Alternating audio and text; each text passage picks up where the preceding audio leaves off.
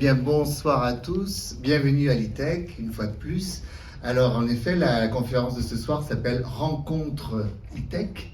C'est une manière de faire justement se voir, se rencontrer, mettre en relation les ingénieurs qui sont destinés à travailler dans le monde de l'industrie avec d'autres personnages de la science et de la culture, de manière à leur ouvrir l'esprit et à leur permettre d'être plus innovants.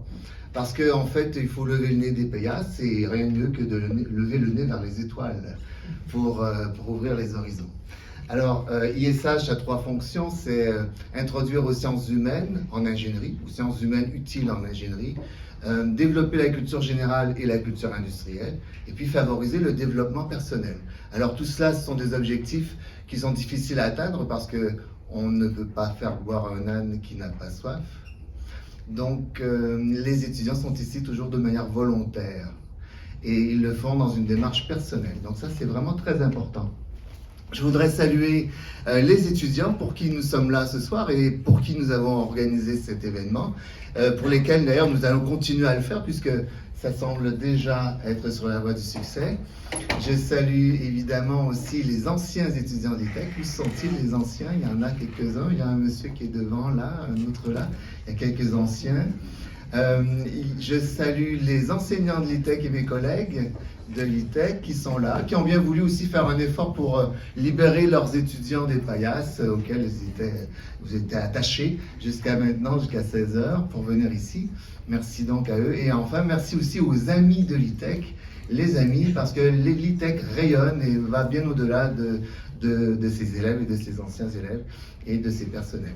Donc merci à tous d'être là. Et sans plus tarder, je vous présente notre conférencier de ce soir, que vous connaissez peut-être déjà, puisque à la lecture de son nom, bien évidemment, on est tenté de regarder sur Google et on trouve tout de suite énormément de choses. Alors c'est un personnage extraordinaire qui est très difficile, vous allez le constater, très difficile à présenter. Je ne sais pas si c'est un écrivain, peut-être que c'est un scientifique, un cosmologiste, un astrophysicien, peut-être que c'est un poète, peut-être que c'est un écrivain, j'ai dit, un historien sûrement, un plasticien même. En tout cas, il a de multiples facettes, ce personnage extraordinaire. Et nous avons beaucoup de chance de le recevoir parmi nous. Et je dirais que, pour synthétiser, je dirais que Jean-Pierre Luminet est un humaniste du XXIe siècle. Je vous demande d'accueillir chaleureusement et de réserver votre meilleure écoute à Jean-Pierre Luminet. Merci.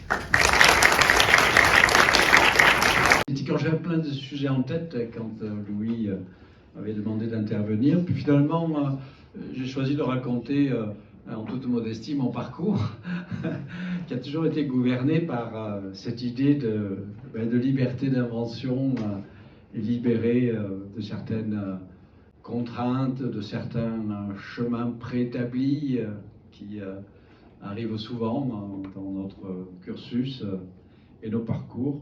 Moi, j'ai toujours été comme ça depuis mon enfance, à m'interroger sur le monde, mais pas dans une seule voie unique. Je vais parler évidemment de la voie principale que j'ai empruntée, qui est la voie de l'astrophysique, de la recherche scientifique. Mais comme le suggère le sous-titre Cosmos esthétique, je parlerai de mon cosmos, et mon cosmos, c'est essayer de sentir, de percevoir une forme d'harmonie, même si parfois c'est peut-être un petit peu illusoire quand on regarde le monde d'aujourd'hui, mais d'une harmonie qui règne non seulement là-haut, mais dans d'autres domaines, notamment dans le domaine également de la création artistique. Et si j'insiste sur le mot cosmos, c'est que vous reconnaissez la fameuse fresque de Raphaël, l'école d'Athènes, qui est présente en un raccourci saisissant tous les grands esprits philosophes de l'Antiquité, qui n'ont évidemment pas été contemporains les uns des autres, donc il y a plusieurs siècles ici. Au centre, vous reconnaissez sans doute Platon et Aristote.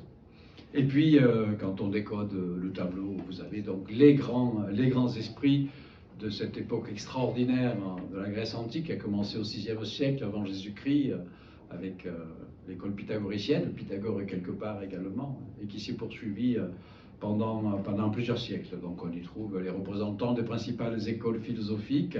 On y retrouve par exemple Démocrite et Épicure, pour l'école que l'on appelle l'école des atomistes, on y retrouve des mathématiciens, il y a Euclide quelque part qui fait des démonstrations, on y retrouve Parménide, Héraclite, enfin tous ces grands esprits. Et si je vous montre ça, c'est parce que le mot cosmos, qui est un mot d'origine grecque, en fait, son étymologie, ça signifie précisément l'ordre, l'harmonie, la beauté, tout ce qui est correctement organisé. Vous savez qu'avant le VIe siècle, avant Jésus-Christ, c'est-à-dire avant l'école pythagoricienne et avant ce qu'il est convenu d'appeler chez nous la naissance ou le berceau de la science, en tout cas en Occident, le mot cosmos était déjà utilisé, mais non pas du tout pour parler de l'univers physique et matériel, mais pour parler précisément de la beauté sous toutes ses formes. Donc si vous lisez Homère, l'Iliade et l'Odyssée, dans sa version originale, vous trouverez le mot cosmos pour parler de la beauté d'un guerrier, la beauté d'une femme, la beauté d'un poème, mais pas du tout pour parler de l'univers physique, puisqu'on pensait à cette époque-là que l'univers physique était inaccessible à l'entendement, mais qu'il était gouverné par les dieux. Alors si vous lisez ou relisez par exemple l'Iliade, la guerre de Troie, vous voyez qu'en fait les combats, les grands, les combats, Achille, Patrocle, Hector, c'est pas eux qui décident de leur sort. Chacun a un dieu tutélaire qui tire les ficelles, et les hommes sont des marionnettes, c'est-à-dire ils n'ont pas leur libre arbitre. Donc ce qui décide des issues des combats, c'est pas parce que Achille est plus fort que Hector, c'est parce que la déesse tutélaire de Achille, Athéna, est supérieure à la déesse tutélaire de Hector, et ainsi de suite. Voilà.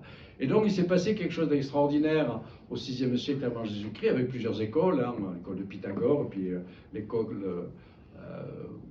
de Millet, comme on les appelle, les philosophes de Millet.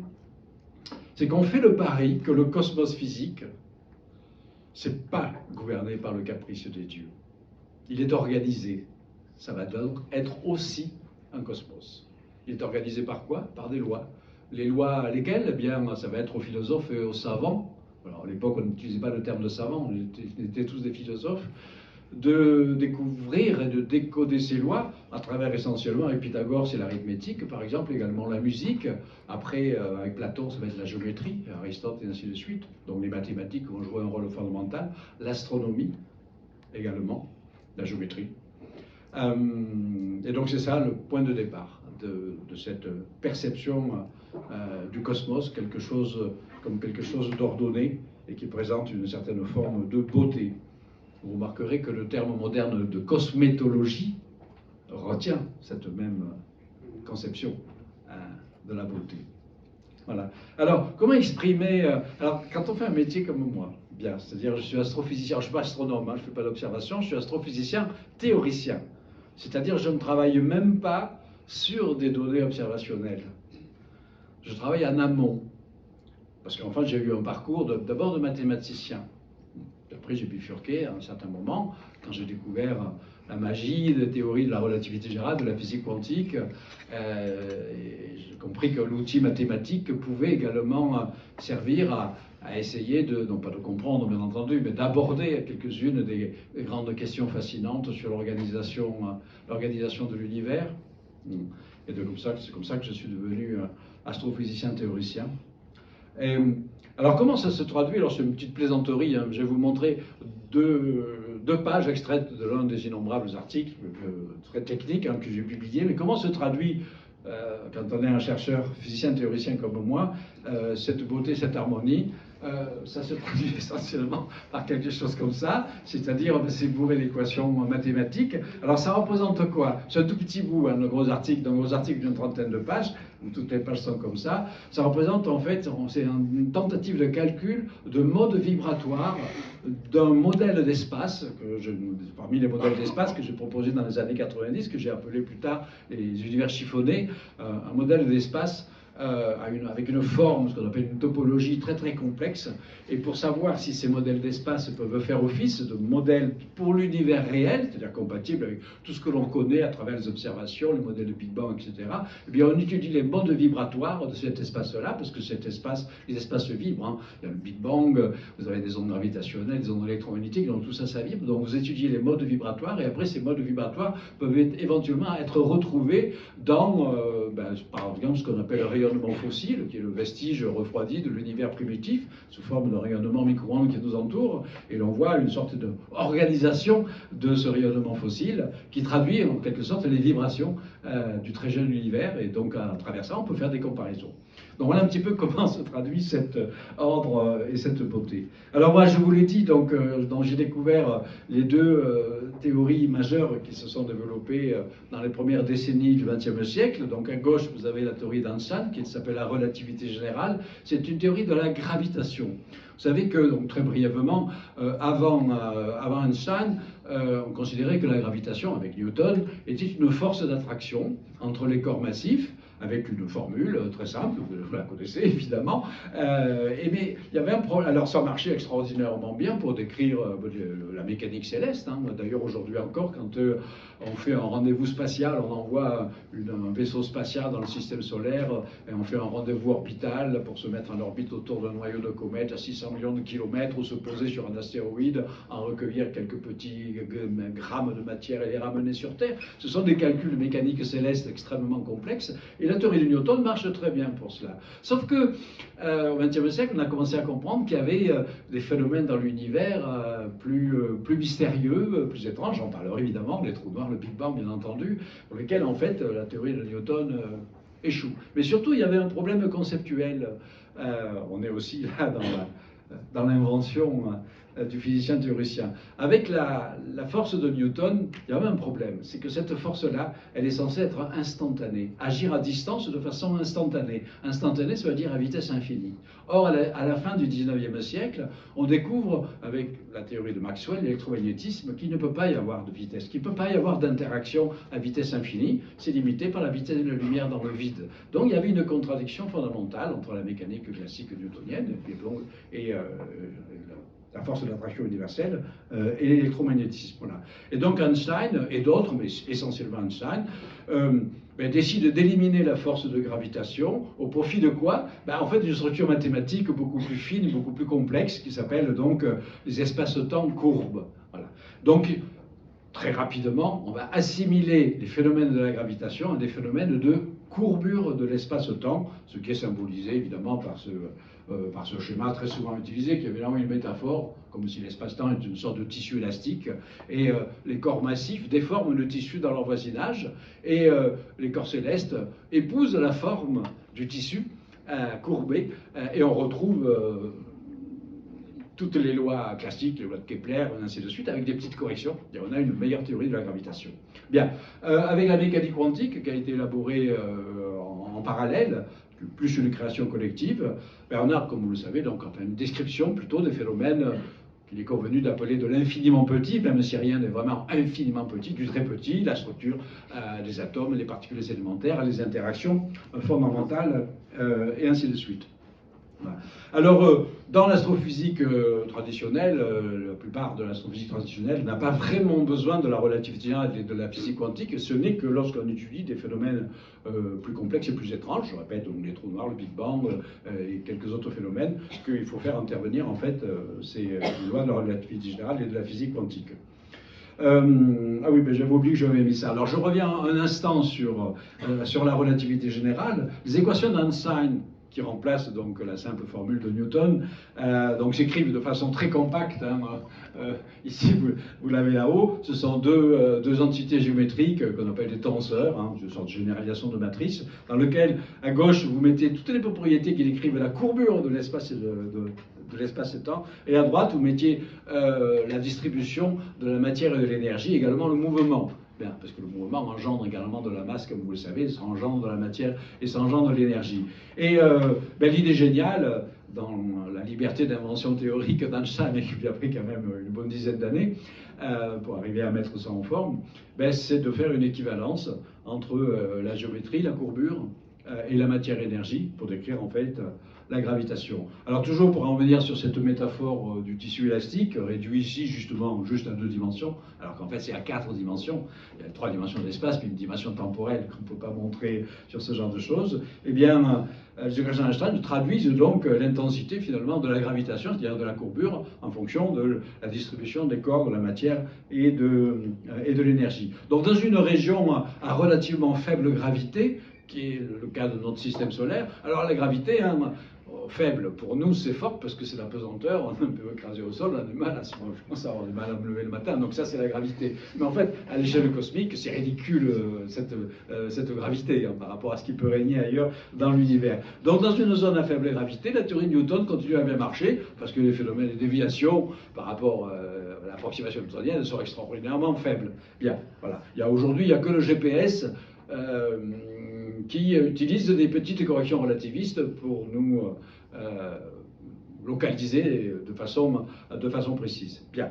En revanche, comme on a découvert au XXe, l'astronomie et l'astrophysique a commencé à découvrir au XXe siècle des étoiles beaucoup plus, pas forcément massives d'ailleurs, mais denses que le Soleil, on appelle des naines blanches ou des étoiles à neutrons, ce sont des résidus compacts de l'évolution stellaire. Et bien là, on a des régions de forte gravité et on commence à s'apercevoir qu'effectivement, pour décrire correctement ce qui se passe autour, les trajectoires des corps qui tournent autour, etc., la théorie d'Einstein devient nécessaire. Mais évidemment, parce que c'est là que je vais axer la première partie de mon introduction, même si j'ai déjà pris beaucoup trop de temps, c'est une région de si forte gravité qu'au lieu d'avoir une courbure douce, ici, ben vous allez avoir carrément un puits. C'est un puits de gravité. Et c'est ce qu'on va appeler un trou noir. Le bord du puits, c'est la frontière du trou noir. Mais contrairement au cas précédent, ce n'est pas une surface solide et matérielle, c'est juste une zone de non-retour. Hein. Vous qui entrez ici, laissez toute espérance, comme disait Dante, à l'entrée de l'enfer. Bon, je ne pense pas, le trou noir, c'est pas l'enfer du tout. Au contraire, c'est peut-être peut conduire à une forme de paradis, mais ça, c'est une autre affaire. Donc la surface d'un trou noir, je répète, sphère immatérielle, zone de non-retour, s'appelle horizon des événements. Pour bien signifier que tout ce qui se passe dans le puits de gravité, les événements, c'est-à-dire les points de l'espace et du temps, échappe à la vue de tout observateur extérieur à lui, parce que c'est caché derrière un horizon au-delà duquel on ne voit pas. Alors le terme de trou noir nous dit que ce puits, effectivement, le trou, si on y tombe, on ne peut pas ressortir, même la lumière ne peut pas s'en échapper, elle est capturée aussi, d'où le terme donc de trou noir. Alors après mes études mathématiques à l'université de Marseille, c'est à ce moment-là que j'ai découvert, à travers des lectures, la magie de la théorie d'Einstein. Et on commençait à peine à parler des trous noirs à l'époque, c'était dans les années 70, parce que je suis plutôt jeune. Alors c'était pas très crédible encore, il y avait des théoriciens qui avaient commencé, les grands théoriciens de l'époque, c'était Stephen Hawking, Angela Rose, et ainsi de suite, John Wheeler et quelques autres. Alors, sur le plan de la théorie, ça excitait beaucoup les physiciens théoriciens, mais les astronomes n'y croyaient pas beaucoup aux trous noirs parce que, par définition, il n'y a pas de lumière qui sort, donc on va l'observer. Alors donc, nous sommes dans les années 70 et, bon, très rapidement, alors, quelque chose que j'ai oublié de dire, donc, la théorie des trous noirs prédit qu'a priori peut exister des trous noirs de toute taille et de toute masse. Les trous noirs les plus communs, qu'on appelle des trous noirs stellaires, ce sont ceux qui vont se former par l'implosion, c'est-à-dire l'effondrement gravitationnel, comme on l'appelle, du cœur des étoiles très massives, qui ne représentent peut-être qu'une étoile sur 10 000 en moyenne. Une étoile sur 10 000 à peine est suffisamment massive pour, au terme de son évolution, engendrer en son centre un trou noir de masse stellaire, c'est-à-dire minimum 3 fois la masse du Soleil, et en général, ça ne dépasse pas 50 ou 60 fois la masse du Soleil. On a une formule extrêmement simple qui lie la taille d'un trou noir à sa masse. C'est une formule de proportion. La taille est proportionnelle à la masse. Pour une masse solaire, c'est 3 km, le rayon. Voilà. Donc pour un trou noir de 10 masses solaires, le trou noir typique, c'est 30 km, le rayon. Voilà. Bien. Alors comment voir les trous noirs stellaires ? Eh bien, il faut qu'ils soient associés à des partenaires. Et on va voir les effets qu'ils provoquent sur leur environnement. Alors très rapidement, dans les années 70, on commence à soupçonner que, d'abord, on sait que la plupart des étoiles, vous ne le savez peut-être pas, ne sont pas célibataires, mais elles vivent en couple, les étoiles. Donc on a des systèmes qu'on appelle des systèmes binaires. Dans un couple d'étoiles, vous pouvez avoir une étoile en général qui reste à l'état gazeux, qui évolue lentement, et puis une étoile plus massive va évoluer plus rapidement, et elle a pu se transformer en trou noir.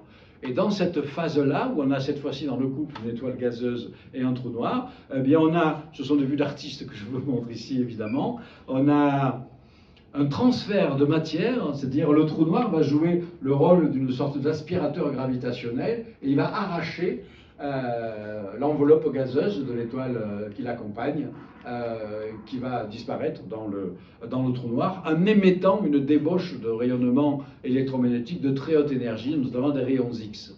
Voilà. Donc c'était une prédiction des modèles de ce qu'on appelle des disques d'accrétion, je vais y revenir sur ces disques d'accrétion, au tout début des années 1970. Comme les rayons X sont des rayonnements qui ne parviennent pas au sol, heureusement nous en sommes protégés par l'atmosphère, il a fallu attendre les années 70 pour le développement du spatial et d'embarquer le premier télescope dans l'espace pour détecter des rayons X. Et tout de suite, on a découvert effectivement ce qu'on appelle des sources X binaires, que l'on a donc interprétées comme des trous noirs stellaires arrachant, absorbant le gaz venant d'une étoile partenaire. Et tout ce qui était observé correspondait aux prédictions théoriques, donc structure des disques d'accrétion. Donc c'est comme ça qu'on a eu dans les années 70 les premiers candidats trous noirs de nature stellaire, mais ça restait quand même de façon très indirecte. Hein. Ce sont des interprétations à travers des grilles de lecture qui marchent plutôt bien, mais on ne met pas le doigt directement sur le trou noir. Un événement beaucoup plus tardif, là je fais un grand saut, après je reviendrai à nouveau en arrière, un grand saut dans le temps. L'une des prédictions extraordinaires de la théorie d'Einstein, la relativité générale, quand je reviens en arrière, nous dit que, bon d'accord, un objet massif va déformer l'espace dans son voisinage, mais ça dit aussi que quand un objet est en mouvement, et en mouvement violent, c'est-à-dire à des vitesses dites relativistes, proches de la vitesse de la lumière, vous pouvez avoir par exemple des couples de trous noirs en rotation, des étoiles qui explosent, etc., eh bien ça fait vibrer l'espace sous forme de ce qu'on appelle des ondes gravitationnelles. Ce sont des sortes de ondes, des ondulations de la courbure de l'espace. Il y a une partie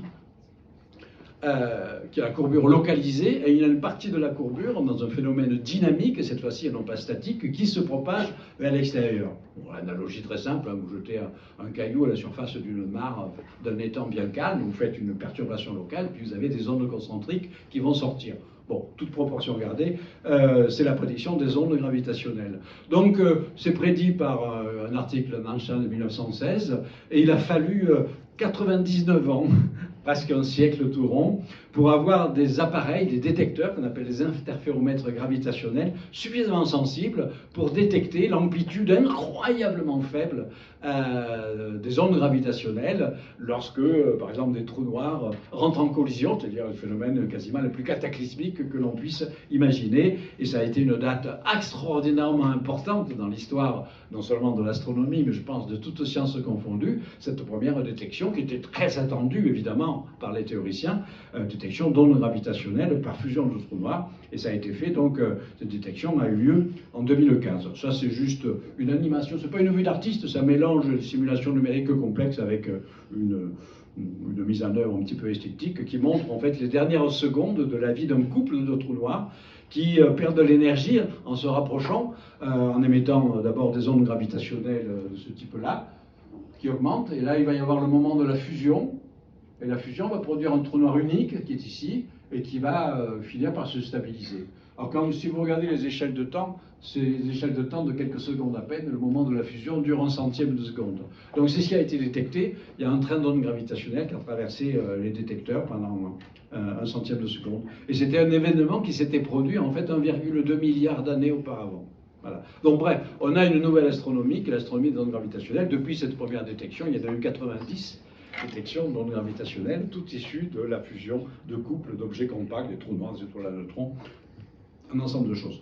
Donc là, ce n'était pas encore une preuve directe de l'existence des trous noirs, mais seuls, en tout cas dans la panoplie de modèles physiques connus actuellement, seuls les trous noirs étaient capables de produire ce type d'ondes gravitationnelles. Bien, voilà.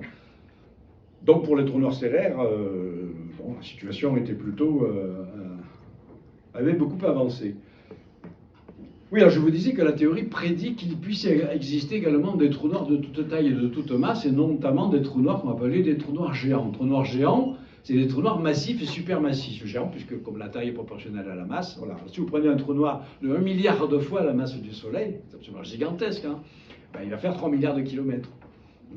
Bon, aujourd'hui, le trou noir le plus massif que l'on pense avoir détecté, il fait 60 milliards de fois la masse du Soleil. Tu vois, c'est un chiffre difficilement imaginable pour nous. 60 milliards de fois la masse du Soleil. C'est la masse d'une galaxie modeste, pas énorme, en fait, tout entière, qui est concentrée dans une sphère de quelques milliards de kilomètres, qui devient la taille du trou noir. Enfin bref, comment les voir, ces trous noirs géants? Alors on pense qu'ils sont, heureusement, ils sont loin, ils sont au centre des galaxies.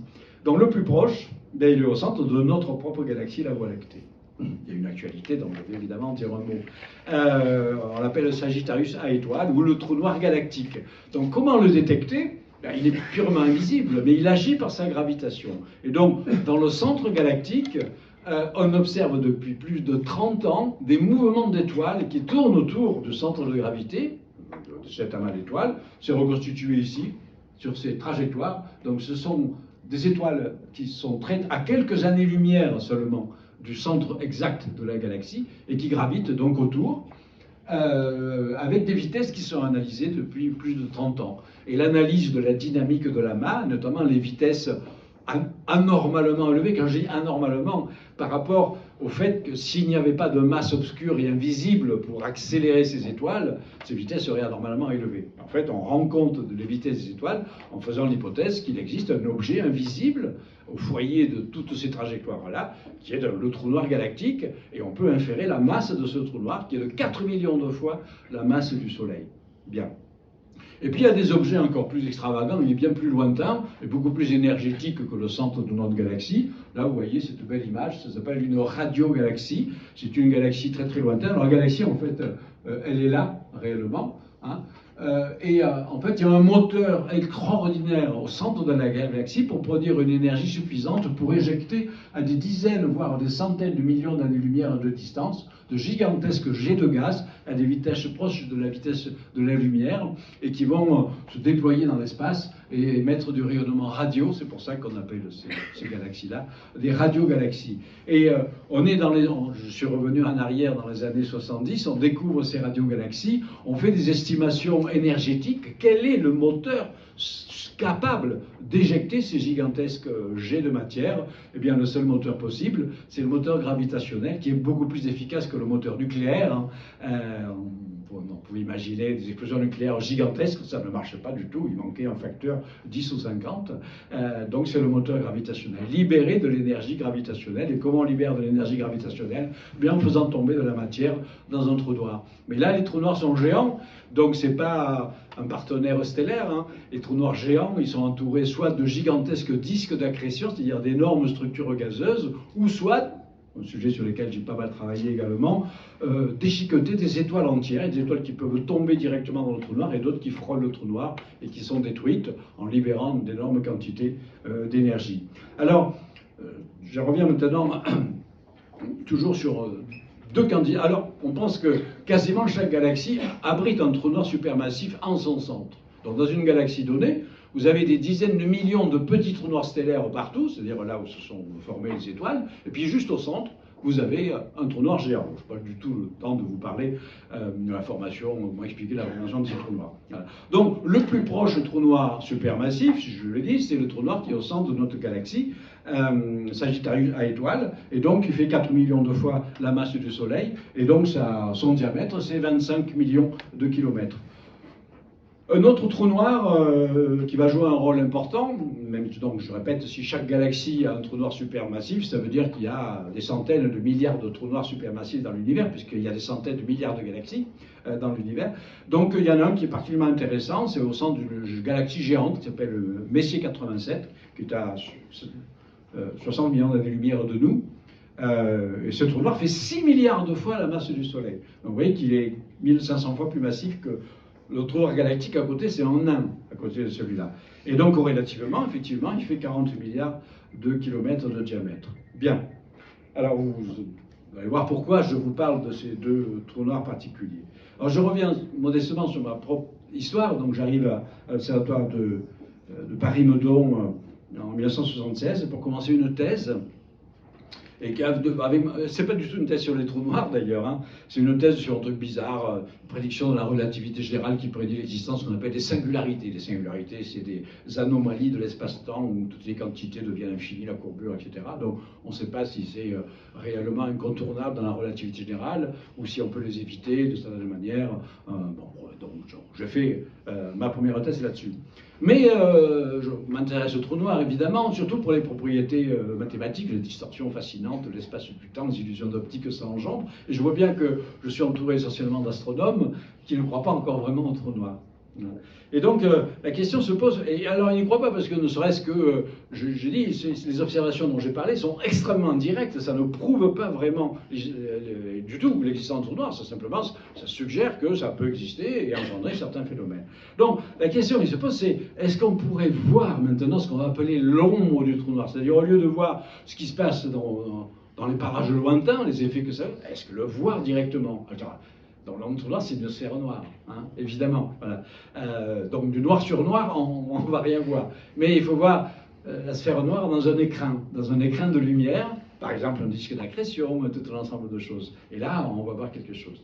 Et alors, on commence à cette époque, les trous noirs commencent à devenir un objet de fascination pour le grand public. On commence à voir apparaître des revues qui commencent à parler des trous noirs. Et on voit ce genre de choses, qu'on appelle des vues d'artistes. Voilà. Alors, qu'est-ce qu'on voit? On voit une sphère noire et puis entourée d'un tourbillon. Voilà. Tout ça, c'est faux. Voilà. Et moi, ça m'a agacé de voir ces choses fausses. Voilà. C'est faux parce que tout simplement, ça ne tient pas compte des véritables propriétés de l'espace-temps courbé autour du trou noir. Si l'espace-temps est courbé, il va y avoir des déformations d'image, des distorsions d'image et ce genre de choses. Et donc c'est là que j'entreprends, c'est en 1978, pendant que je fais d'ailleurs mon service militaire en tant que scientifique du contingent, moitié à l'école polytechnique, moitié à l'école nationale des techniques avancées, je me suis dit, ce serait quand même marrant, enfin intéressant, ludique, parce qu'il y a une composante ludique extraordinairement importante dans le type de recherche que je fais, de calculer à quoi ressemblerait un trou noir entouré d'une structure comme ça, c'est-à-dire un disque d'accrétion, mais en tenant compte réellement des véritables propriétés, les lois de la relativité générale, les propriétés intrinsèques du disque d'accrétion, et ainsi de suite. Voilà. Et alors, de le voir, de faire la simulation numérique, si on pouvait le voir de près. Alors, soit avec un gigantesque télescope, capable de voir ça, depuis la Terre, ou soit en voyageant dans l'espace. À cette époque, je lisais beaucoup de science-fiction. J'imaginais qu'un jour, on prendrait des vaisseaux spatiaux, on voyagerait dans l'espace et on passerait près d'un trou noir. Donc, bref, voilà. Donc, j'imagine à quoi ressemblerait donc une sphère noire entourée d'un disque d'accrétion, et ça va absolument pas ressembler à ça, c'est-à-dire on est dans l'espace normal, euclidien, sans courbure, donc vous avez les anneaux de Saturne, ce sont des cercles, donc en projection des ellipses, et il y a une partie qui est cachée, évidemment, derrière le disque de Saturne. À la place de Saturne, maintenant, vous mettez un trou noir. Alors, pourquoi je vous montre ça, une explication préliminaire avant de vous montrer l'image que j'ai calculée, c'est que vous dire que avant de se lancer toujours dans les calculs, écrire tout de suite des équations, écrire un programme informatique, etc., moi je trouve que c'est fondamental d'avoir une intuition, souvent géométrique, et d'ailleurs qui vient de la géométrie, c'est peut-être ma formation de géomètre, de mathématicien qui m'a conduit à ça, une intuition géométrique de ce que l'on doit obtenir, ce que l'on veut obtenir.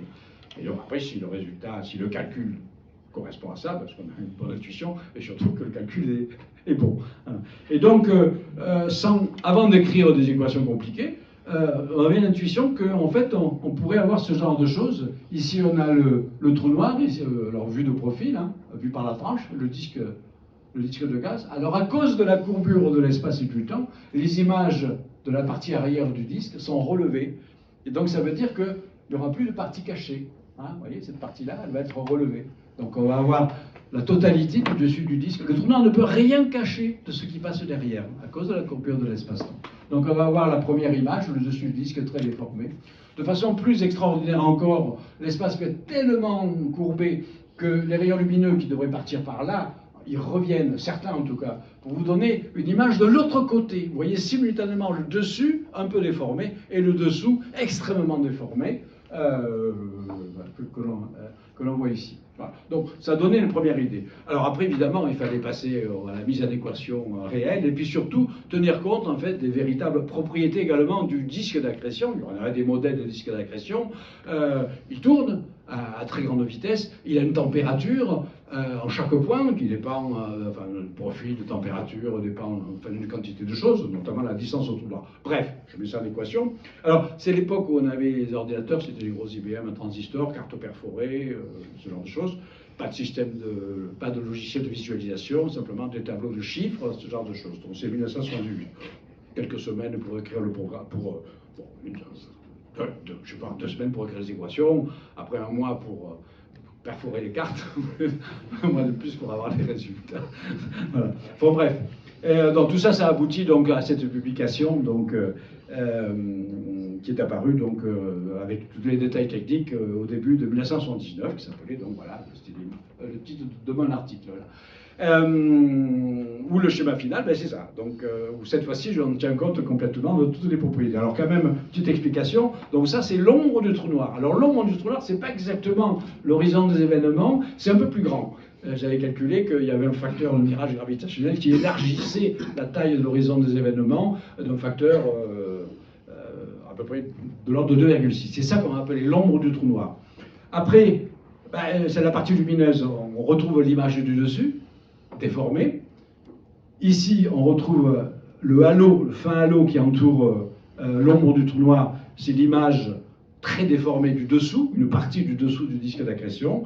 Et puis il y a un phénomène majeur que vous remarquez, c'est une asymétrie incroyable de la lumière. C'est beaucoup plus brillant d'un côté que de l'autre. Et ça, c'est l'effet Doppler, que vous connaissez évidemment. C'est le fait que le disque de gaz est en rotation évidemment autour du trou noir. Et dans ces régions-là, disons que s'il s'approche de nous dans cette direction et si ça l'éloigne, il y a un effet Doppler qui amplifie considérablement le flux lumineux parce que les vitesses du gaz tendent vers la vitesse de la lumière, donc il y a un effet énorme. Et ça, c'est vraiment une caractéristique du trou noir. Il n'y a que le trou noir qui est capable de produire ce genre d'effet. Pour la petite histoire, il faut que j'accélère parce que pour la petite histoire, comme je vous l'ai dit, on n'avait pas de logiciel de visualisation. Le mieux que l'on pouvait avoir, c'était quand même tracer des courbes de flux. Voilà. Donc j'avais obtenu, grâce à l'ordinateur, j'avais obtenu une courbe de flux.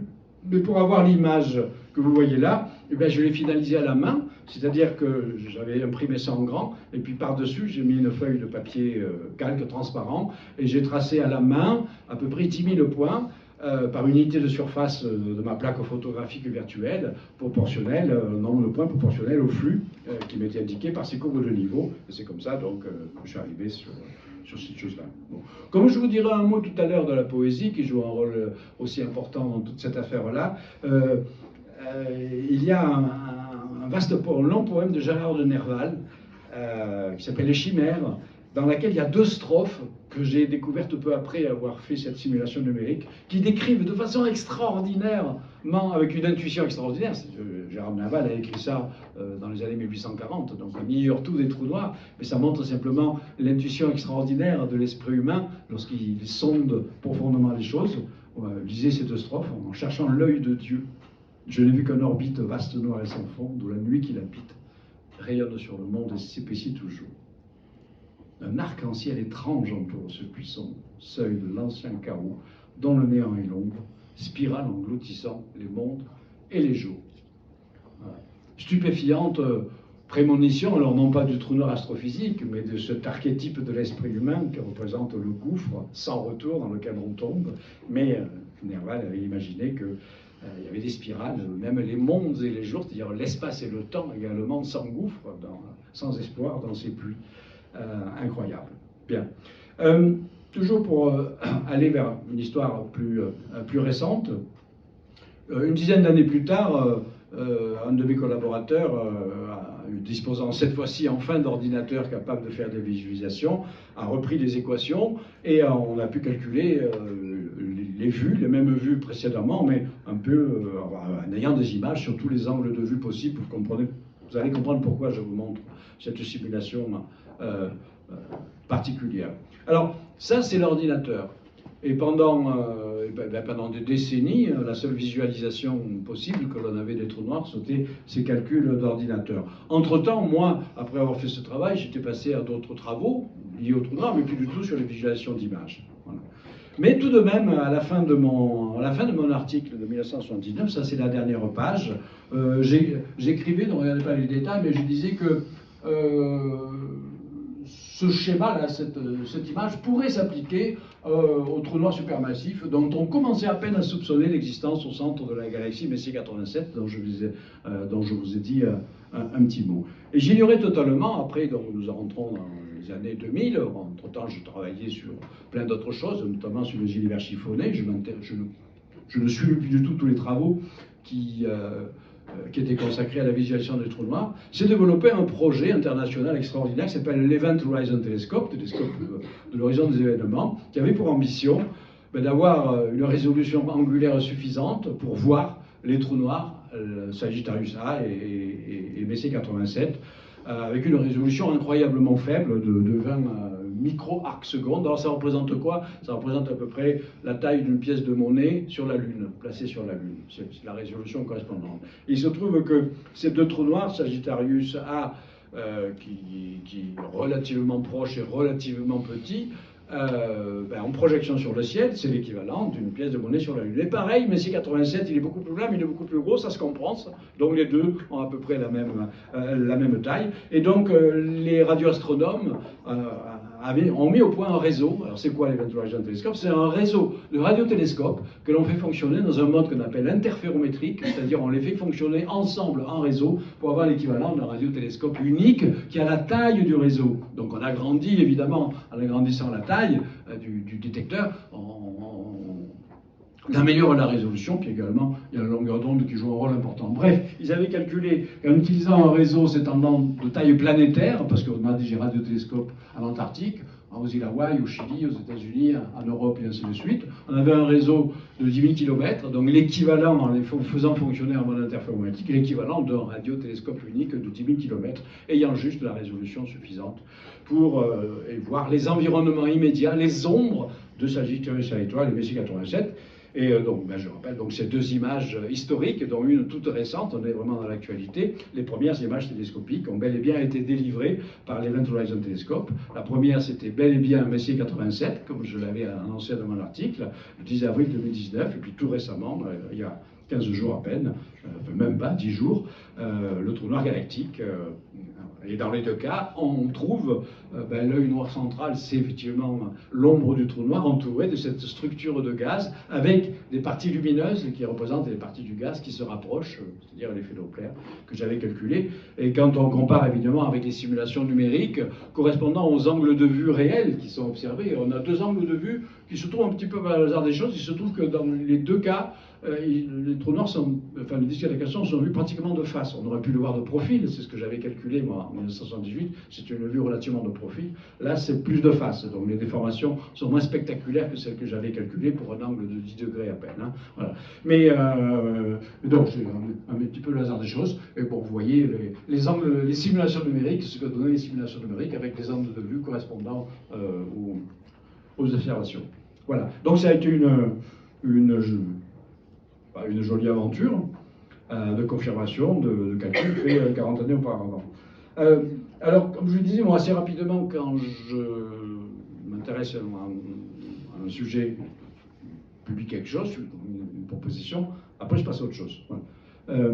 Et donc, comme c'était... Alors, on est au tout début des années 80, donc on soupçonne qu'il y a des trous noirs géants au centre de quasiment toutes les galaxies, et je pose tout bêtement la question... qu'est-ce qui se passe si une étoile va frôler le trou noir sans vraiment tomber dedans? Voilà. Et donc intervient ce qu'on appelle les forces de marée, enfin l'équivalent de forces de marée, c'est-à-dire l'espace-temps est tellement courbé autour de lui que tout objet qui pénètre va être déformé. Et donc on met à nouveau en équation ce qui arrive à une étoile qui va rentrer donc, dans cette zone-là. Donc ça c'est un premier article que j'ai publié en 1989 dans la célèbre revue Nature, avec cette Pancake Detonation of Stars. Vous allez dire pourquoi ça s'appelle Pancake Detonation, parce que c'est une vue d'artiste hein, très simplifiée. Vous avez le trou noir au centre, je vous mets une petite animation, est-ce qu'elle marche? Vous voyez, l'étoile, dès qu'elle pénètre dans cette région critique, eh bien, elle est effectivement détruite. Alors comment elle est détruite? C'est ça que la simulation indique, même si avant on avait aussi une intuition géométrique, avant de faire tous ces calculs-là, on avait prédit, même pas par des raisonnements géométriques simples, que l'étoile était d'abord aplatie dans le plan orbital. Aplatie, pour transformer une sorte de crêpe gazeuse. Et puis à force d'être aplati, la pression finissait par augmenter et réagir, et ça finissait par exploser en donnant donc une grande flambée de rayonnement. Et donc nous avons publié une série d'articles sur les crêpes stellaires flambées, c'était écrit en anglais, qui prédisaient effectivement ce genre de phénomène. Et ce genre de phénomène a lui été détecté seulement quelques années plus tard. Et aujourd'hui, donc, on a des dizaines de candidats pour les crêpes stellaires flambées.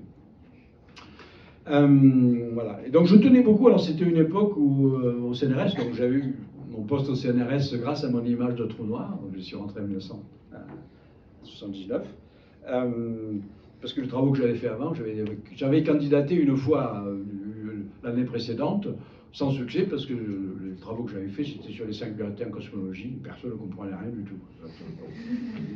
Bon, alors, les trous noirs, c'était mieux. Et donc, parmi mes autres modélisations, toujours dans cette liberté d'invention qui a toujours été mon guide dans la recherche, en fait, c'est une... alors, qui ont duré essentiellement la période la plus active, c'était de 1995 jusqu'à 2007, même si je continue. C'est une question de base que se posaient déjà également les Grecs dans l'Antiquité, c'est la taille de l'univers dans lequel on est. Est-ce qu'il est fini ou est-ce qu'il est infini?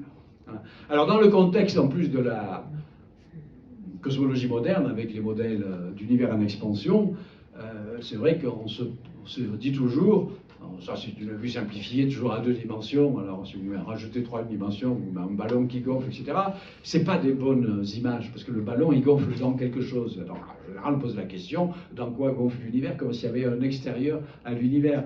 Alors l'univers est infini, mais non, l'espace n'est pas forcément infini non plus. Voilà. Donc il y a tout un ensemble de questions qui se posent. Alors, le simple fait de faire une hypothèse sur la finitude ou pas de l'univers, ça parcourt toute l'histoire de la cosmologie.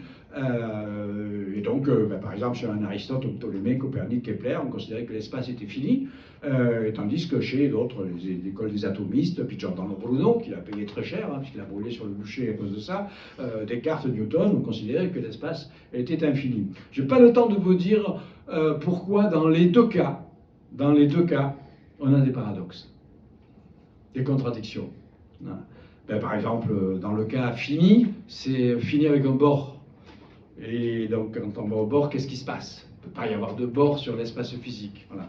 Avec l'infini, il y a d'autres paradoxes, j'explique dans un de mes ouvrages consacrés à l'infini. Donc en fait, j'ai exploré, grâce à mes études mathématiques que j'avais faites, une branche de la géométrie admirable qui s'appelle la topologie, qui avait la solution la plus simple et la plus élégante, c'est tout simplement des espaces finis mais qui n'ont pas de bord. A priori, ça paraît un petit peu bizarre, mais les mathématiques non euclidiennes, la géométrie non euclidienne et la topologie permettent facilement en fait, de construire des modèles d'espaces finis qui n'ont pas de bord. Prenez à 2 dimensions la surface d'une sphère, la ligne droite c'est un grand cercle, donc c'est fini et ça n'a pas de bord. Bien. Vous généralisez ça à 3 dimensions, vous avez l'hypersphère et ainsi de suite. Bref, tout ça en abrégé, pour vous dire que donc j'ai commencé une série d'études sur ces modèles d'espace finis sans bord, pour les importer dans les modèles de la cosmologie relativiste, les modèles de Big Bang, et jusqu'à ce qu'en 2003, on ait certaines observations absolument fascinantes qui nous a poussé à faire un article qui a fait la une de la revue Nature en proposant un modèle d'espace fini sans bord qui s'appelle l'espace sphérique dodécaédrique, enjambrant certaines illusions d'optique. Voilà.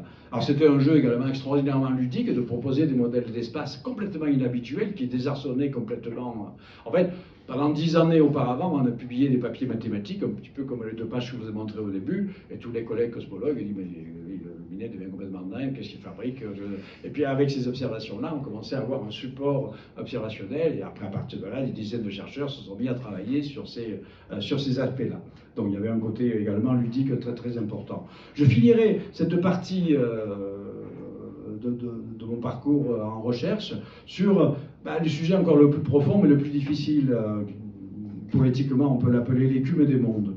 Alors c'est quoi? Ce qu'on appelle le modèle standard du Big Bang, c'est le modèle actuellement plus ou moins consensuel, c'est lui qui fonctionne le mieux, ou le moins mal en tout cas, pour décrire l'évolution de l'univers à partir d'une configuration initiale qui reste un mystère c'est pas un point. Si vous extrapolez les lois de la relativité générale dans le passé, vous aboutissez à un point de volume nul. C'est une absurdité. L'univers ne peut pas sortir d'une singularité ponctuelle. Donc on met un point d'interrogation. Ça veut dire que la théorie est incomplète, qu'il va falloir l'améliorer. Mais à partir de ce point d'interrogation, où on peut mettre provisoirement le temps zéro, le temps cosmique à zéro, après une échelle de temps qui nous permet d'appliquer les lois de la physique déjà, elles, connues, pour décrire différentes phases de l'univers. Voilà. Mais c'est pas ça qui va nous intéresser aujourd'hui. Ce qui va nous intéresser là, enfin pour ce moment, c'est simplement, comme je vous le disais, si vous extrapolez en arrière, vous aboutissez à ce qu'on appelle une singularité, c'est-à-dire une singularité ponctuelle, où tout devient, la physique devient absurde.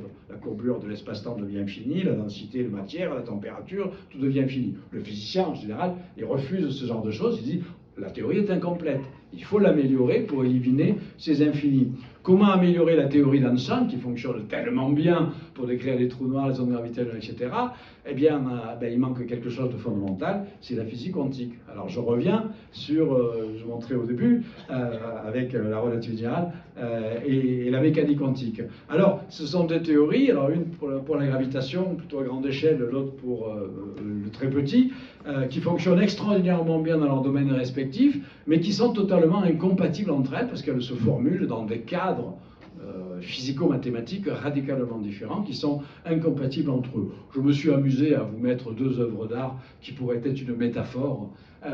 En relativité générale, on a un espace-temps courbé, avec des montres molles, ce genre de choses. Et ça, c'est un fameux tableau de Salvador Dali, qui avait eu l'intuition que les dodécaèdres pouvaient jouer un rôle également important comme archétype géométrique. Et puis ça, c'est le fameux tableau pointillistes de Seurat, qui montre un petit peu une métaphore du côté probabiliste et flou de la mécanique quantique. Quand je dis flou, c'est pas péjoratif, parce que la mécanique quantique fait des prédictions d'une précision absolument extraordinaire quand on a les bonnes équations, l'équation de Schrödinger et ce genre de choses. Donc le problème, je vous dis, c'est que ces deux choses-là sont incompatibles entre elles, et donc il faut élaborer des théories qui va essayer de les marier, mais on ne peut pas les marier directement, donc il faut définir des cadres beaucoup plus généraux, qu'on appelle des cadres de gravitation quantique. On va quantifier la gravité. Voilà, donc j'ai consacré l'un de mes derniers ouvrages à cette question fondamentale sur laquelle se cassent les dents tous les physiciens théoriciens depuis plus de 50 ans. Einstein avait été le premier à le faire, dans les années 1900, à essayer de le faire, il avait échoué. Et aujourd'hui, bon, vous avez peut-être entendu parler de la théorie des cordes et d'autres approches qui sont des approches très différentes entre elles pour tenter de quantifier la gravité. Donc je raconte ça dans un de mes livres. Oui, c'est ça, l'écume de l'espace-temps. Voilà. Très métaphoriquement, c'est une citation qui fait l'ouverture de mon livre, c'est une citation de Paul Valéry, qui dit cette chose magnifique, que les événements sont l'écume des choses, mais c'est la mer qui m'intéresse. Juste une parabole absolument extraordinaire, les recherches que l'on tente de mener aujourd'hui pour essayer de comprendre la mer, c'est-à-dire la structure ultime de ce qu'est vraiment, est-ce que c'est même l'espace et le temps qui sont à la base de choses, ou est-ce que c'est des choses plus subtiles comme le vide quantique par exemple, et à partir de là, tout va émerger, toutes les propriétés vont être émergentes, un petit peu comme l'écume va émerger de l'eau. Et donc, on pense, dans certaines approches, on pense que le vide quantique, c'est un océan d'énergie bouillonnant, agité de fluctuations quantiques, spontanées et aléatoires, et l'écume pourrait produire, alors ça c'est une simulation numérique qui montre un petit peu l'évolution naturelle du vide quantique, qui produit un paysage extraordinaire qu'on appelle le paysage des vides, et selon certaines théories, notamment la théorie des cordes et d'autres approches, on pense que chaque point du paysage peut être un univers à part entière. Ce qui ouvre donc les horizons et l'hypothèse qu'on appelle l'hypothèse du multivers, le fait qu'en fait, il pourrait ne pas y avoir un seul univers qui est le nôtre, issu d'une fluctuation du vide quantique il y a 13,8 milliards d'années, mais une multitude d'autres univers, tous jaillis de façon spontanée et aléatoire à différentes époques de l'écume du vide quantique. Et l'ensemble de tous ces univers s'appelle le multivers. C'est une hypothèse assez fascinante qui relève pour l'instant plus de la métaphysique que de la physique, parce qu'on n'a pas l'équation exacte et on n'a pas les moyens expérimentaux de vérifier cette hypothèse-là. Ben, vous imaginez quand même dans la liberté d'invention que l'on a encore aujourd'hui, ça fascine particulièrement les choses. Bon, je vais zapper ça. Donc tout ça, donc ça conclut la partie astrophysique et physique fondamentale dont je veux vous parler. Quelque chose de très troublant, mais ça nous ramène aussi à ce que je disais au début sur la beauté, quelque chose de subjectif tout de même, d'une certaine manière. Hein. Vous montrez des équations, les équations sont belles, bon d'accord, il faut savoir les lire. Une partition de musique, c'est pareil. Hein. Derrière, si vous ne savez pas lire la partition, vous ne voyez pas la beauté extraordinaire de ce qu'il y a derrière. Hein. Bon, et bien il se trouve qu'en physique fondamentale, c'est un petit peu pareil. En tout cas, il y a débat là-dessus. Il peut y avoir un débat épistémologique. Alors, deux grands esprits du XXe siècle, mais parmi d'autres, hein, l'un c'est Paul Dirac, c'est quand même l'un des fondateurs de la physique quantique, et puis Roger Penrose, qui lui est toujours bel et bien vivant, même s'il a 90 ans, un esprit extraordinaire. Tous deux expriment cela, c'est-à-dire que si on travaille avec des équations en vue d'une élégance, des équations de la beauté, on a plus de chances d'être dans le, peut-être pas le vrai, hein, on en revient à Platon, le bon, le vrai, le beau, le bon, le vrai, comme si c'était synonyme. C'est quand même assez troublant que ça marche plutôt, cette vue qui peut être considérée comme totalement subjective. Et voilà, c'est quand même, donc, c'est une chose mystérieuse, que ce qui apparaît élégant a de meilleures chances d'être vrai que ce qui est laid. Ah, je trouve ça absolument sublime. En tout cas, c'est un guide quand on fait des travaux en physique fondamentale. Voilà. Donc, beaucoup de mes ouvrages, j'ai écrit une quinzaine d'essais de culture scientifique qui sont sur ces différents aspects. Je vous ai mis, c'est pas la peine de regarder les livres, c'est juste la citation extraordinaire qui est d'un philosophe grec de l'Antiquité qui dit cette chose admirable. Quel est le but qui vaudrait que l'on choisisse de naître plutôt que de ne pas exister? Eh bien, spéculer sur le ciel et sur l'ordre du cosmos entier. Voilà, qui élève quand même l'esprit. Bien. On ne comprend pas bien une science si on n'en connaît pas l'histoire. Et donc, bon, vous le savez peut-être, donc j'ai consacré une partie non négligeable de mon temps, enfin une certaine époque en tout cas, à écrire une série romanesque sur les grands, ce que j'appelais les bâtisseurs du ciel. Donc il y a 8 ouvrages qui ont été publiés. Voilà. Mon idée, c'est effectivement de compter sous une forme romanesque, mais avec une documentation historique solide, mais avec laquelle parfois, évidemment, on joue un petit peu, puisqu'on est quand même dans une forme de roman, la façon dont les grands bâtisseurs du ciel, dans le passé, en Antiquité, c'était Ptolémée et d'autres. Après, il y a eu un épisode de l'astronomie arabo-musulmane, avec l'astronome de Samarcande au XVe siècle. Après, il y a eu Copernic, Tycho Brahe, Kepler, Galilée, Newton, et ainsi de suite. Bien. Et donc, voilà, cette série montre un petit peu le fonctionnement de l'esprit du chercheur, libre d'invention. Tous les personnages qui sont décrits là, on avait une liberté d'invention extraordinaire, mais évidemment, confronté à la situation comme nous aujourd'hui, pareil, hein, à un monde toujours étriqué qui essaie de brimer la liberté d'invention. Il y a des cadres de pensée, on se heurte aux opinions générales, à la politique, aux idéologies, à la religion, tout un ensemble de choses. Et donc je voulais montrer comment, effectivement, ces esprits supérieurs ont arrivé à se dégager de cette gangue qui empêche, la tendance à freiner la liberté créatrice, en reprenant cette fameuse phrase que Scheherazade a dit au sultan. En plus, parce qu'ils ont eu des aventures, ils ont eu des vies tout à fait extraordinaires. Bon, je passe rapidement là-dessus.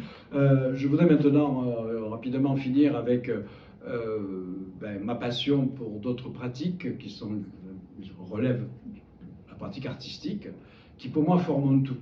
C'est vrai que donc Louis a eu la gentillesse de dire que j'étais poète, écrivain, plasticien, musicien, il a oublié de dire, c'est la partie musicale. Et toutes ces activités que je conduis depuis mon enfance ne sont pas du tout des violondins ou des hobbies que je fais à côté. Pour moi, ça forme un tout. Et ça me permet d'avancer également dans ma recherche scientifique. De façon souterraine, évidemment, mais l'imaginaire s'enrichit avec la pratique artistique, s'enrichit de plein de choses.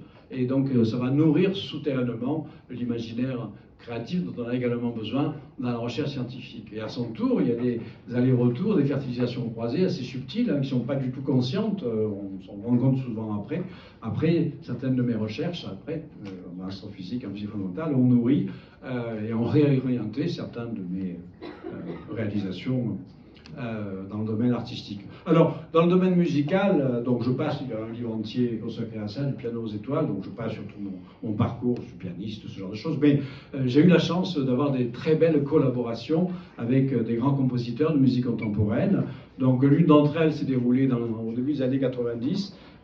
Il s'agissait en fait de mettre en œuvre... Vous entendez quelque chose là ? Oui, vous entendez un court extrait d'une œuvre écrite pour percussion qui s'appelle Le Noir de l'Étoile, de ce compositeur qui s'appelait Jara Grisé, qui est le fondateur d'une école de musique contemporaine qui s'appelle la musique spectrale, et dans lequel, en fait, donc j'ai collaboré avec lui, il m'avait contacté pour voir comment, dans une partition musicale, on pouvait faire intervenir des rythmes cosmiques, qui ne sont pas évidemment des sons qui parviennent sur Terre, il n'y a pas de sons qui ne se propagent dans l'espace, mais par une transformation, des signaux radio émis par des objets qu'on appelle des pulsars, qui sont des cadavres d'étoiles en rotation rapide, qui fonctionnent comme un phare, c'est-à-dire il y a un faisceau radio qui est émis, et à chaque fois que le faisceau radio balaye la ligne de visée de la Terre ou d'un radiotélescope, on détecte un signal radio, et qui devient d'une régularité extraordinaire parce que c'est modulé par la vitesse de rotation de l'étoile. Et il était fasciné par ces métronomes cosmiques, au rythme absolument implacable. Et donc, on a conçu une œuvre musicale dans laquelle il y a des fenêtres d'écoute où les musiciens humains, ça c'est les musiciens humains que vous entendez, qui jouent des rythmes très complexes, à un moment ils s'arrêtent de jouer et on entend cette fois-ci des pulsars qui sont captés au moment du concert, avec un rendez-vous céleste extraordinaire, parce que c'est le passage du pulsar, de tel ou tel pulsar, choisi à l'avance dans la fenêtre d'observation du radiotélescope, qui va fixer le début, l'heure, le jour, l'heure et à quelques secondes près le début du concert pour qu'il s'insère juste dans la partition au moment où on arrive à les capter. Donc c'était cette idée de lier deux temps apparemment incommensurables, le temps des astres et le temps des hommes dans une création musicale. Et plus récemment, je peux m'arrêter là, je ne sais pas comment je fais d'ailleurs pour arrêter, et plus récemment, une collaboration avec donc, un compositeur encore en pleine activité, je dis Jara Grisé malheureusement décédé prématurément à la fin des années 90, mais Hector Parra, c'est un compositeur en pleine activité, il est actuellement à la Villa Médicis à Rome, là où je vais faire une conférence un petit peu sous son égide, pour raconter une collaboration extraordinaire qu'on a eue récemment autour d'une grande œuvre pour grand orchestre, qui est une sorte de une transposition symphonique, d'une certaine manière, d'un voyage psychoacoustique dans un trou noir. C'est-à-dire on plonge musicalement dans un trou noir, on part de l'espace-temps ordinaire, on va s'approcher d'un trou noir, donc tout va commencer à se déformer musicalement, puis on va plonger dans le trou noir, et on va éventuellement ressortir à travers des structures, je n'ai plus le temps de vous en parler, qu'on appelle les trous de verre, ressortir ailleurs dans l'espace-temps vers de nouveaux univers, et tout ça c'est un voyage psychoacoustique d'une trentaine de minutes qui est assez spectaculaire. Ça c'est juste une petite brève vidéo que j'avais prise lors de la création mondiale à Barcelone. On a un déferlement sonore au moment de la traversée du trou noir.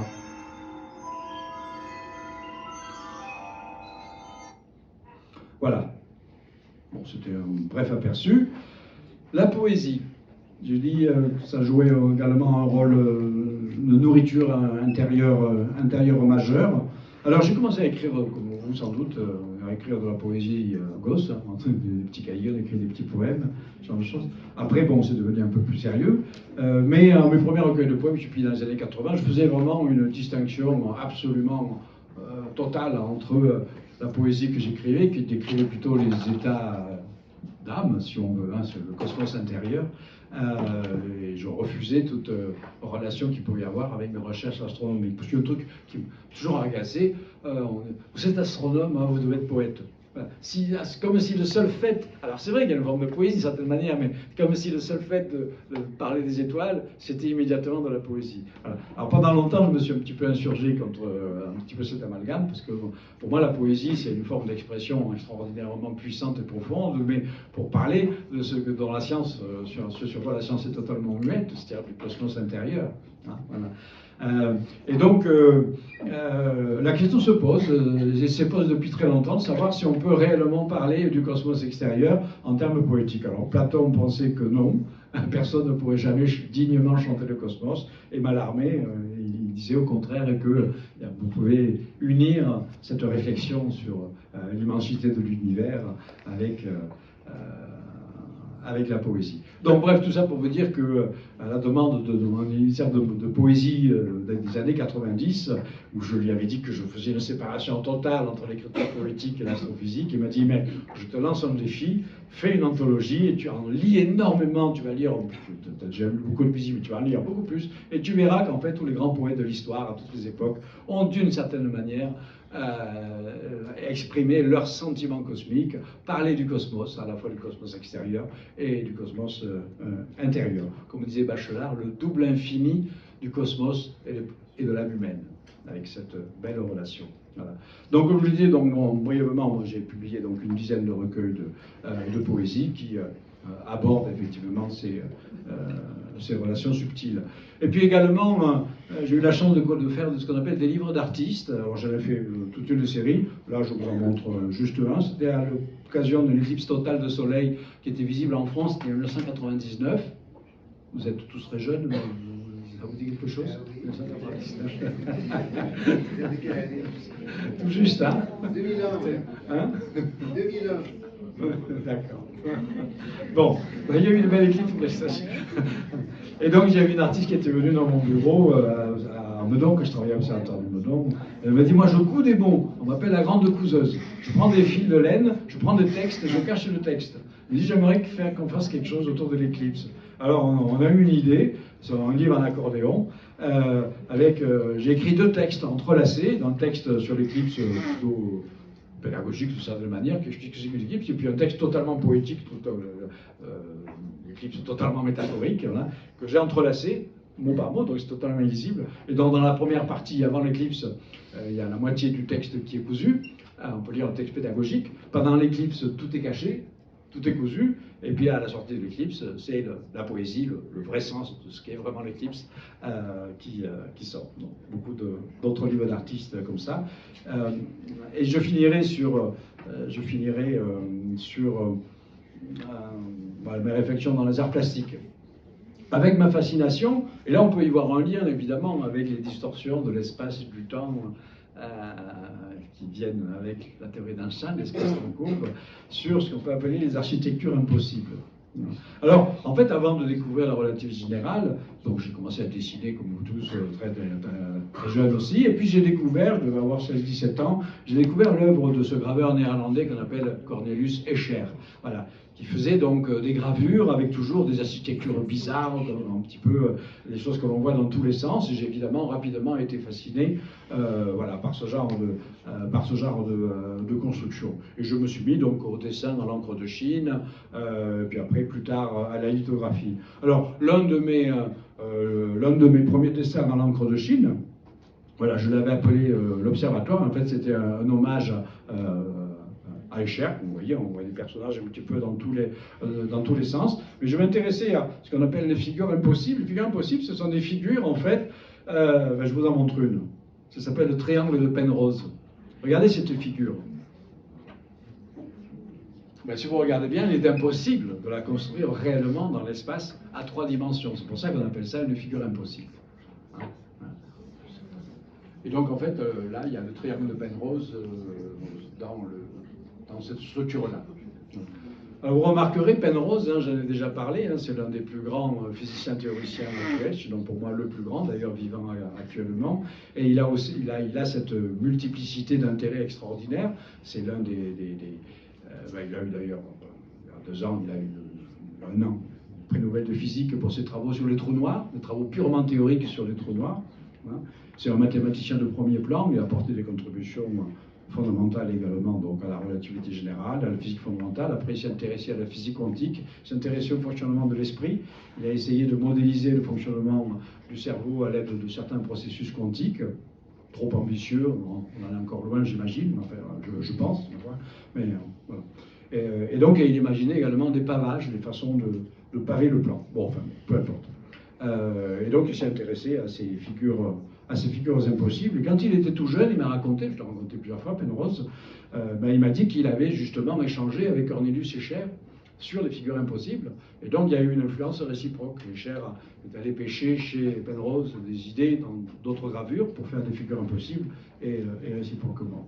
Voilà. Bon, je me permets de vous montrer deux ou trois de mes réalisations qui ne sont pas toutes récentes dans les arts plastiques. Ça, c'est une lithographie qui date de la fin des années 70. En fait, c'est l'année où j'ai fait également mon dessin de trou noir, mon image de trou noir calculé par la relativité générale. Alors ça, c'est le métaphore artistique qui n'a plus rien à voir, mais enfin bon, voilà, le symbole du puits de gravité dans lequel s'engouffre une chute de dés, pour suggérer qu'il y a aussi la mécanique quantique qui doit jouer un rôle, avec le damier qui figure la structure de l'espace-temps, et le mot la cathédrale qui est un petit peu l'effritement du monde classique, du monde de la physique classique. Alors, pourquoi je vous montre ça? C'est parce que, toujours fasciné par les illusions d'optique. En fait, il y a une illusion d'optique là-dedans, parce que j'ai triché un petit peu avec les lois de la perspective. Alors, je vous montre ça rapidement. Dans la loi de la perspective traditionnelle, vous avez une ligne d'horizon. Et sur cette ligne de l'horizon, il y a les points de fuite. Donc, effectivement, vous allez trouver le point de fuite central, vous avez le point de fuite à gauche et un point de fuite à droite. Et donc, tout est construit selon ces points de fuite-là. Sauf que j'ai rajouté un quatrième point de fuite qui est en dehors de la ligne d'horizon, ce qui viole les règles de la perspective, et qui va créer, donc le point de fuite, il est vers le bas. Et le fait de mettre un point de fuite vers le bas, comme vous le voyez, ça attire le regard vers le bas. Et ça déforme légèrement la perception, et je ne sais pas si vous voyez, mais en fait, le damier que vous voyez là, qui est parfaitement rectiligne, vous avez sans doute l'impression qu'il est légèrement concave, comme s'il s'affaissait un petit peu sous le poids de l'architecture qui est dessus. On le voit peut-être mieux dans ce montage que j'ai fait là. On voit très nettement cette illusion, on a l'impression que le damier, il est incurvé vers le bas, alors qu'il n'est pas du tout. Hein. C'est juste le regard est attiré par le faux point de fuite qui est en bas. Voilà. Plus tardivement, je finirai là-dessus, rassurez-vous, parce que j'aimerais échanger avec vous après. J'ai eu l'idée de ce que j'ai appelé les cosmosaïques. Ça part de l'idée de la symétrie, en fait. Hein. Bon, là, vous avez une magnifique phrase de Edgar Poe, où pour lui, la symétrie, c'était l'essence poétique de l'univers, et toute la description du monde devait être symétrique. C'est assez juste, mais pas tout à fait. Et ce qui est intéressant, c'est justement le pas tout à fait. Et le pas tout à fait, c'est que il y a des brisures de symétrie. Et ce sont les brisures légères de la symétrie parfaite, elle n'est pas intéressante parce qu'elle est statique, elle est figée. Quand vous allez légèrement briser la symétrie, vous allez créer autre chose. Vous créez du mouvement, vous allez créer de la dynamique. Et c'est vrai non seulement dans les arts. Vous prenez un visage parfaitement symétrique, c'est facile avec Photoshop par exemple, pas très intéressant, pour une légère asymétrie, et ainsi de suite. C'est vrai pour les architectures et pour tout. Et c'est encore plus vrai en physique fondamentale. Alors Escher avait été justement fasciné par la symétrie parfaite, qu'on trouve notamment dans l'art islamique. Donc, il avait fait un voyage en Andalousie, il avait été fasciné par les mosaïques de l'Alhambra. Et puis de retour, donc, il s'est mis à faire toute une série de gravures qui représentent des pavages. Ça s'appelle un pavage. Hein. Vous avez le plan euclidien, vous avez un motif géométrique, vous allez le répéter pour en faire un pavage. Voilà.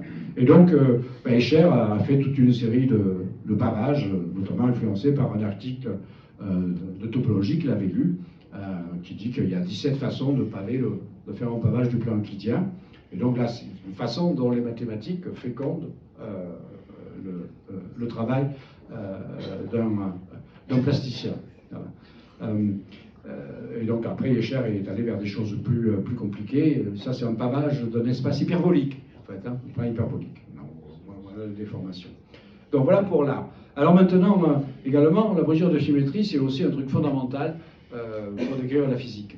C'est-à-dire que pour décrire les forces fondamentales, comment les forces fondamentales, les 4 forces fondamentales aujourd'hui connues ont été engendrées, on pense qu'au départ, à très haute énergie, après le Big Bang, en fait, il y en avait une seule. Et puis, à mesure que l'univers s'est refroidi, il y a eu des brisures. Donc, tout était parfaitement symétrique au début. Voilà.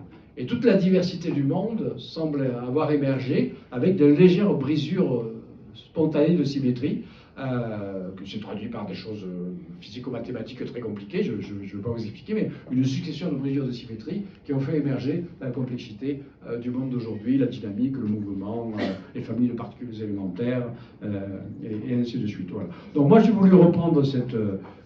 et je vous ai déjà montré ça, quand je vous ai montré le vide quantique. En fait, ça c'est une brisure de symétrie. Le vide quantique, il est parfaitement symétrique et vous pouvez faire une polarisation, mais briser la symétrie et vous avez ça. Voilà. Et donc ça va engendrer, la brisure de symétrie, ça va engendrer peut-être le multivers dont je vous ai parlé. Donc bref, tout ça, je conclurai pour dire que dans les années 2000, j'ai eu l'idée en fait d'essayer de réaliser à ma façon des cosmosaïques, où en fait en partant d'un motif initial, une cellule initiale, qui est par exemple l'une des lithographies que j'avais faites, je la répète pour faire un pavage, mais en brisant légèrement la symétrie, c'est-à-dire de répéter juste par des translations, je fais des rotations. Et je me suis aperçu que ça créait de la dynamique, c'est-à-dire une sorte de mouvement, c'est-à-dire créer des lignes de force. Alors voilà comment, voilà. Par exemple, ceci. Donc il émerge cette fois-ci des lignes de force particulières. Deuxième exemple, je conclurai là-dessus, toujours une lithographe de l'époque, je la répète en faisant des rotations, et là, vous engendrez ça. Alors en fait, ce sont des grands panneaux que j'ai faits, qui sont actuellement, qui sont restés en Italie, parce que je les ai construits dans une grande salle, après je ne pouvais plus les sortir, c'était plus grand que la porte. C'est collé sur des grands panneaux de bois. Alors, si vous promenez votre regard, vous avez sans doute l'illusion qu'il y a plein de choses qui tournent. Voilà. Alors qu'évidemment, c'est parfaitement statique, mais justement, la brisure de symétrie entraîne le regard et crée des sortes de tourbillons. Bon, voilà, brièvement, ce que je pouvais vous raconter, parce qu'il va rester quand même quelques minutes pour des questions. Je voulais juste conclure avec deux citations. L'une citation, mon classique, celle d'Albert Einstein, mais qui effectivement illustre bien ce que j'ai essayé de raconter. On se crée tous effectivement des images intérieures du monde qui sont évidemment imparfaites par rapport à la réalité, si tant est qu'il y a une réalité d'ailleurs à décrire. Donc on ordonne effectivement notre cosmos intérieur pour essayer de comprendre le monde extérieur. Et il rappelle bien que c'est ce que font aussi à la même temps le peintre, le poète, le philosophe et le chercheur, chacun à sa façon bien entendu. Voilà. Mais tout part de cette imagination fondamentale et après de la liberté d'invention.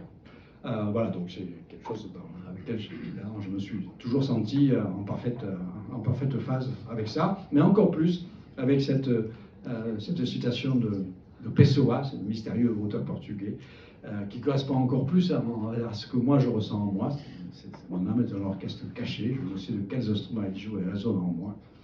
Cordes et harpes, timbales et tambours, et je ne me connais que comme symphonie. Ça c'est l'aspect musical, conclusion musicale. Et je vous remercie de m'avoir écouté.